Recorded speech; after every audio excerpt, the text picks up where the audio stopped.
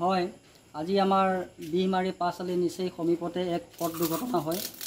এখন অৰুণাচলী পাতটনা বলেৰো পিকআপে আমাৰ স্থানীয় 4গৰাকী ব্যক্তিক মহতিয়াই থৈ যায়। 4গৰাকী ব্যক্তিক মহতিয়াই তেওঁ গাড়ীখন ইয়াৰ পৰা পলায়ন কৰে আৰু 4গৰাকী ব্যক্তিৰ মাজতে এগৰাকী আছিলে বিনীতা দেৱী নামৰ এগৰাকী মেধা ছাত্ৰী। মেধা ছাত্ৰীগৰাকী ইতিমধ্যে থিতাতে নিহত হৈছে আৰু 3গৰাকী ব্যক্তি আহত হৈছে। 3গৰাকী আহত হোৱা ব্যক্তিক 3গৰাকীক ইতিমধ্যে কেটেলা হস্পিটেলত লৈ যোৱা হৈছিলে। কেটেলা হস্পিটেলত পৰা এফআৰ দিয়া সত্ত্বে তেজপুৰ মেডিকেললৈ ইতিমধ্যে লৈ যোৱা হৈছে, কিন্তু তেওঁলোকৰ অৱস্থা সংকটজনক অৱস্থাত আছে।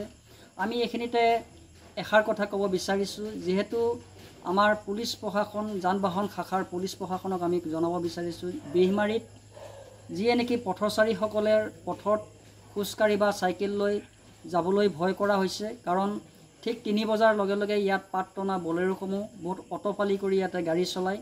অটপালি কৰি গাড়ী চলোৱাৰ সত্ত্বে আজি 4গৰাকীকৈ ব্যক্তি এনেধৰণৰ এক্সিডেণ্টৰ সন্মুখীন হ'বলগীয়া হ'ল আৰু তেখেতসকলৰ এনেকুৱা অটপালি কৰি ইয়াতে গাড়ী চলায়, যিয়ে নেকি গাড়ীৰ ভয়ত মানুহ ৰাস্তাৰ পথলৈ ওলাবলৈ ভয় কৰা হৈছে।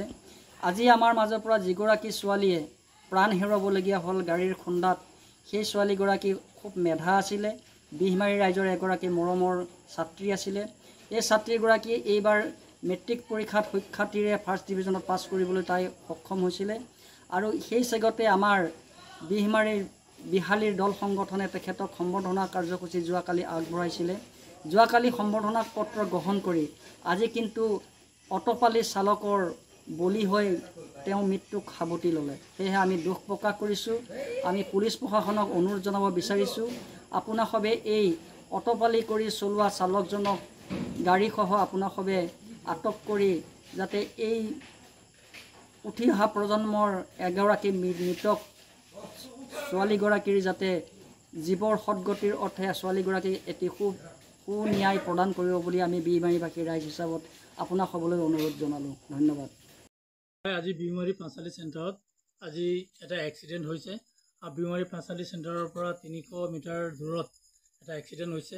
বিৰাজ শৰ্মা, বিনীতা দেৱী আৰু নিশিতা দেৱী, এই দুজনী ছোৱালী আৰু বিৰাজ শৰ্মা চেণ্টাৰলৈ আহি থাকোঁতে এটা অৰুণাচলী পাত দি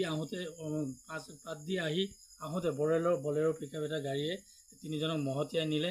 তাৰপিছত মীন প্ৰসাদ কাফলে নামৰ এজন ব্যক্তি আৰু চাইকেল আৰোহী এফালৰ পৰা গৈ থাকোঁতে আৰু সেই 3জনক মাৰি এই মীন প্ৰসাদ কাফলেকো এই গাড়ীয়ে মহতিয়াই নিছে। তো এই 3জন সংকটজনক আৰু লগতে এজন থিতাতে মৃত্যু হয়। বিনীতা দেৱী ছোৱালীজনী খুব দুখ লগাজনক আজি এই পৰিস্থিতি ইয়াত ঘটিছে। সেইকাৰণে মই জনামতে বিৰাজ শৰ্মাক বৰ্তমানলৈকে কেটলাত ভৰ্তি কৰোৱা হৈছে। তাৰপিছত